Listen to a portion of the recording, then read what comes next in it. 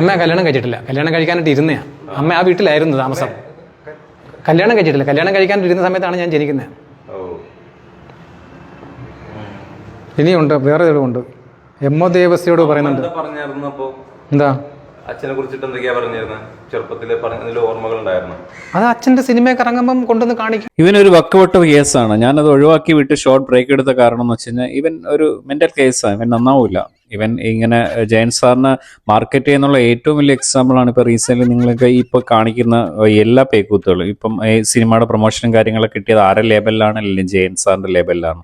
അതെല്ലാം ഇവൻ മനഃപൂർവ്വം ചെയ്യുന്ന പണികളാണ്. ഇവൻ നമ്മളെ റൂൾസ് ആൻഡ് റെഗുലേഷൻസ് പറയുന്നതനുസരിച്ച് ഒരു വക്കാൽ ഒരു അഡ്വക്കേറ്റിനെ കണ്ടിട്ടോ ഈ DNA ഒരു പോസിബിലിറ്റി ഞാൻ കുറേ കാര്യങ്ങൾ പറഞ്ഞു. ഇവൻ ഇപ്പം നിലവിൽ രാമകൃഷ്ണാചാര്യ എന്നുള്ള മകൻ എന്നുള്ള രീതിയിൽ ഇവൻ്റെ സർട്ടിഫിക്കറ്റ്, ഇവൻ്റെ കംപ്ലീറ്റ് ഡീറ്റെയിൽസും, അല്ലാതെ ഇവൻ പറയുന്ന രീതിയിലൊന്നും ഒരു പരിപാടികളും നടക്കത്തില്ല. അപ്പോൾ ഇവൻ അതിന് വേണ്ടിയിട്ട് ഒരു വക്കീലിനെ പോയി കണ്ടു കഴിഞ്ഞാൽ ആ വക്കീൽ പറയുന്നതിന് റൂൾസ് ഒന്നും പോസിബിൾ അല്ല. പിന്നെ ഈ ആദിത്യൻ്റെ ബ്ലഡ് വേണം, ആദിത്യൻ്റെ മൂത്രം വേണം, തീട്ടം വേണം എന്നൊക്കെ പറഞ്ഞ് കുറേ ആൾക്കാർ ഇറങ്ങുന്നുണ്ട് വീഡിയോസായിട്ട്.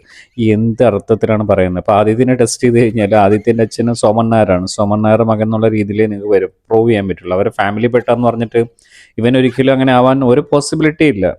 ഇവൻ 8 വയസ്സ് വരെ ഈ സോമൻ നായർ അച്ചാന്ന് തന്നെ വിളിച്ചുകൊണ്ട് നടന്നതാണ്. നമ്മൾ പിന്നെ ഈ ഒരു 1000 എപ്പിസോഡ് ഇവിടെ നിന്ന് ചെയ്തെന്ന് പറഞ്ഞാൽ ഇവൻ നന്നാവില്ല. ബിക്കോസ് ഒരു നല്ല മനുഷ്യൻ്റെ പേര് ഒരു 2000 തൊട്ടൊന്ന് കെടുത്താൻ തുടങ്ങിയതാണ്. ഇപ്പോൾ 2025 നിങ്ങൾക്ക് അതിന് മനസ്സിലാക്കാൻ പറ്റും. ഇപ്പം എന്തോരം ഒരാൾ ഒരു മനുഷ്യനെ നാണം കെടുത്തെന്ന് പറഞ്ഞാൽ ഇവൻ്റെ അമ്മ ശക്തികുളങ്ങരയിൽ സോമൻ നായർക്കെതിരെ കൊടുത്തൊരു കേസ്, ദാറ്റ് മീൻസ് ഈ അഭിഹിതത്തിൻ്റെ കേസ്, അത് ശരിക്കും അവിടെയുള്ള പോലീസുകാരെ ഇവൻ പൈസ കൊടുത്ത് മുക്കി എന്നൊക്കെയാണ് പറയുന്നത്. അപ്പോൾ അത്രമാത്രം ക്രിമിനൽ ക്രൂക്കഡ് മൈൻഡാണ്. അതിൻ്റെ അമ്മ മരണപ്പെടുന്നതിന് മുമ്പ് അമ്മയെ കൊണ്ട് സ്വന്തം അച്ഛനെ മാറ്റി പറയിപ്പിച്ച മോനാണ് ഇവൻ. ഇവനെ എന്ത് വിളിക്കണം? അവസാനം ഇവൻ്റെ സ്വന്തം അമ്മ മരണപ്പെടുന്നതിന് ഒരു 2-3 മാസം കൊണ്ട് അവർ കിടപ്പിലായിട്ട് തിരിഞ്ഞു പോലും നോക്കിയിട്ടില്ല. വീഡിയോസ് എടുക്കാൻ വേണ്ടി മാത്രമാണ് ഇവൻ അമ്മ യൂസ് ചെയ്തിരിക്കുന്നത്. പിന്നെ ഇവനെ സപ്പോർട്ട് ചെയ്യുന്ന കുറച്ച് ലോക്കൽ ചാനലുകൾ ഇപ്പോൾ ഈ പ്രൊമോട്ട് ചെയ്യുന്ന ആൾക്കാരാണ്. ഇവൻ എന്താണ് വേണ്ടത് അവനത് നേടിയെടുത്തു. ഒരു അമ്മയെ പിടിച്ച് ഇത്രയും ഇൻസൾട്ട് ചെയ്തിട്ട് റീച്ച് ഉണ്ടാക്കിയ ഒരു മോനെന്ന് പറഞ്ഞാൽ ഇവനായിരിക്കും. സ്വന്തം അമ്മയുടെ ഒരു വാല്യൂ അറിയുന്ന ഒരാളും ഇങ്ങനത്തെ ഒരു പരിപാടികൾ ചെയ്യത്തില്ല. ഒന്നെങ്കിൽ അവർ സൈലൻ്റ് ആയിട്ടിരിക്കും, അല്ലെങ്കിൽ അവർ പ്രൗഡായിരിക്കും. അത് ഇതെന്ന് പറഞ്ഞു കഴിഞ്ഞാൽ പിന്നെ എത്രമാത്രം ഇവൻ കറക്റ്റ് മറ്റേ മൻസൂർ അലിഖാൻ്റെ ഫേസ് കട്ടാണെന്ന് കുറേ ആൾക്കാർ പറയുന്നുണ്ട്. ഇവൻ എന്ത് അർത്ഥത്തിലാണ് ജയൻ സാറിൻ്റെ മകൻ എന്ന് പറയുന്നത്? ഇവൻ എന്ത് ഫേസ് കട്ടാണ് എന്ന് പല ആൾക്കാരും പറയുന്നു. ഇവരവരെ ഫാമിലി പെട്ടാണ് സമ്മതിക്കുന്നത്. പക്ഷെ ഒരാളെ ഇൻസൾട്ട് ചെയ്യുന്നതിനൊരു പരിധി ഉണ്ട് കേട്ടോ. ഇവൻ ഒഴിവാക്കി വിടാനുള്ള മെയിൻ കേസ് എന്ന് പറഞ്ഞു കഴിഞ്ഞാൽ ഇവൻ മെൻ്റലാണ്. ഇവൻ കേസ് അരക്കിർക്ക് കേസാണ്. ഇവൻ പറയുന്ന കാര്യങ്ങളൊന്നും നടക്കുന്നതല്ല. ഇവനെ സപ്പോർട്ട് ചെയ്യുന്ന ആൾക്കാരെ ഒരു മാനസികാവസ്ഥ നമ്മൾ ടെസ്റ്റ് ചെയ്യേണ്ടി വരും. ബിക്കോസ് അത്രമാത്രം മെൻ്റൽ കേസുകൾ. പിന്നെ ഈ 2K കിഡ്സിനൊന്നും ഇവർക്ക് അറിയത്തില്ല. ഇവനെ പറ്റി ഡീറ്റെയിൽസ് ഹിസ്റ്ററി ഒന്നും എൻക്വയറി ചെയ്താണ് ഓരോ കാര്യങ്ങളൊക്കെ ചെയ്യുന്നത്. അത് നമ്മൾ പറഞ്ഞിട്ട് യാതൊരുവിധ കാര്യമില്ല. അതുകൊണ്ടാണ് ഞാൻ ഇവനെ എഴുതി തള്ളിയ കേസ്. ഇവൻ ഇപ്പോൾ ഇത് ജയൻ സാറിനെ മാർക്കറ്റ് ചെയ്ത് തന്നെയാണ്, അല്ലാതെ വേറെ ഒന്നുമില്ല. പുള്ളിക്കാരനെ വിറ്റ് ജീവിക്കുന്നു. എന്താ സുധിയെ വിറ്റ് ജീവിച്ച് ഫേമസ് ആയി നെഗറ്റീവ് അടിച്ചെന്ന് പറയുന്നോണം ഇവൻ ജയൻ സാറിൻ്റെ മകൻ എന്ന് പറഞ്ഞ് ഇവനിങ്ങനെ റീച്ചായി. ഈ 2 അവതാരങ്ങളാണ് കേരളത്തിലെ ഏറ്റവും വലിയൊരു തോൽവികൾ ഉള്ള കാര്യം തുറന്നു പറയാമല്ലോ. പിന്നെ ഇവ കുറേ ആൾക്കാർ വന്നിട്ട് നീ ജയൻ്റെ ഫാമിലി പെട്ടാണോ ഇവരെ പറ്റി സംസാരിക്കുന്നത് വെച്ച് കഴിഞ്ഞാൽ ഞാൻ ജയൻ്റെ സാറിൻ്റെ ഫാമിലി പെട്ടെന്നല്ല. ആ നല്ല മനുഷ്യനെ ഒരുപാട് റെസ്പെക്റ്റും സ്നേഹമുണ്ട്. പിന്നെ അവരെ ഫാമിലിയായിട്ട് ഇപ്പോൾ ബന്ധമുണ്ട്, എല്ലാവരും സംസാരിക്കാറുമുണ്ട്. അവരുടെയൊക്കെ പെർമിഷനോട് കൂടിയാണ് ഞാൻ വീഡിയോസും ചെയ്യുന്നത്. അല്ലാതെ ഞാൻ എൻ്റെ ഒരു ഇഷ്ടത്തിന് വന്നിട്ടില്ല ചെയ്യുന്നത്. ഞാൻ അവരോട് ചോദിച്ചിട്ടുണ്ട്, ഞാൻ ചെയ്യുന്ന വീഡിയോസ് നിങ്ങൾക്ക് എന്തെങ്കിലും പേഴ്സണലി ഹർട്ടിങ് കാര്യങ്ങളുണ്ടോ എന്ന് ചോദിച്ചിട്ടാണ് ഞാൻ വീഡിയോസ് ചെയ്യുന്നത് വിത്ത് പെർമിഷനോടുകൂടി.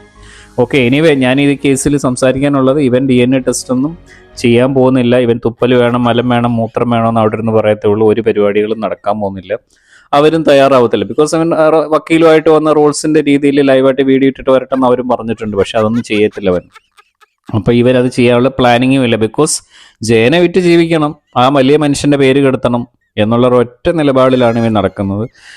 ഇതിനെപ്പറ്റി കൂടുതൽ സംസാരിക്കാൻ എനിക്ക് താല്പര്യമില്ല. ബിക്കോസ് ഇവൻ നന്നാവുന്ന കേസല്ല, മെൻ്റൽ കേസാണ്. ഞാൻ അതുകൊണ്ടാണ് കുറച്ച് മുമ്പ് ഇതിപ്പോൾ കുറേ ബ്രോസ് എനിക്ക് കുറേ വീഡിയോസ് ഷെയർ ചെയ്യുന്നുണ്ട്. എന്തെങ്കിലും ഒന്ന് പറയും 2 വാക്കെന്ന്, പ്ലീസ് ബ്രോ എന്ന് കുറേ ആൾക്കാർ വന്ന് പറയുന്നുണ്ട് ഇൻബോക്സിൽ. ഞാൻ അതുകൊണ്ട് മാത്രമാണ് 1-2 വാക്കോട് സൂചിപ്പിക്കാൻ നിൽക്കുന്നത്. ഇവൻ നിങ്ങളെ വിറ്റ് മാർക്കറ്റ് ചെയ്ത് ക്യാഷ് ഉണ്ടാക്കുന്നത് ഇവൻ നന്നാവുന്ന കേസല്ല, ഇവൻ അരക്കിർക്ക് കേസാണ്.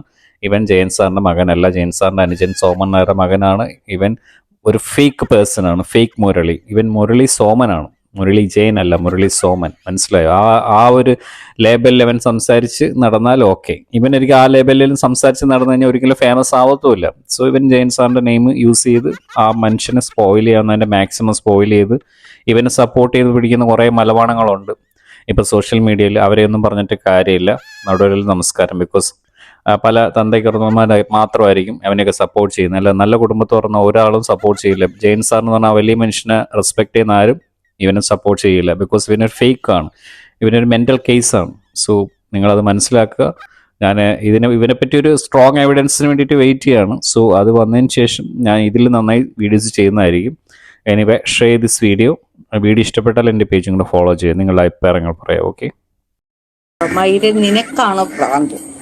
നീ ഏതെങ്കിലും ആയുർവേദ ഹോസ്പിറ്റലിൽ ചെന്ന് ഞാൻ ഈ പറയുന്നതിൻ്റെയൊക്കെ പേര് അങ്ങാടി കടയിലോ ഏതെങ്കിലും നല്ല ഹോസ്പിറ്റലുകളിലോ ചെന്ന് ഞാൻ ഇത്രയും മരുന്ന് പച്ചില മരുന്നിന്റെ പേര് പറഞ്ഞു, അവിടെ എല്ലാം തന്നെ ഇത് തന്നെ ഉപയോഗിക്കുന്നത്. കേട്ടോടാ, മരം പൊട്ട പ്രാന്ത വട്ട.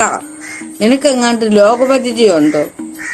ഇല്ല, ലോകപരിചയമില്ല, കഴിവുമില്ല, സാമർഥ്യമില്ല, ഒന്നുമില്ല. നീയാണ് അസൽ വട്ട. ഈ ഭാഷയിൽ വേണം ശാസിച്ച്. നീ നേരാവണ്ണം ആവത്തില്ല. ആദ്യം നീ എന്ത് ചെയ്യണം? എന്റെ അത്രയും കഴിവും ക്വാളിറ്റിയും വിദ്യാഭ്യാസ യോഗ്യതയും ഉണ്ടാക്കണം.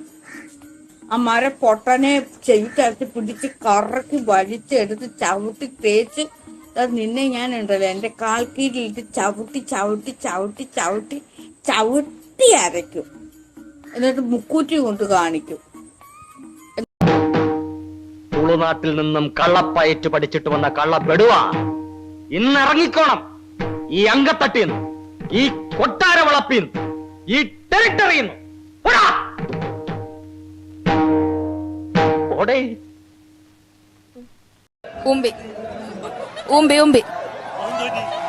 പോയി അതെ. വന്ന ശാന്തരാത്രി, നന്മ മണ്ണിലവതരിച്ച പുണ്യരാത്രി, ഒന്ന് ചേർന്ന് പാടിനേരും ഹല്ലേലൂയ ഹല്ലേലൂയ. സ്നേഹവേദിയിൽ ഒരു ഭാരതർപ്പണം, അത് രാജാതിരാജൻ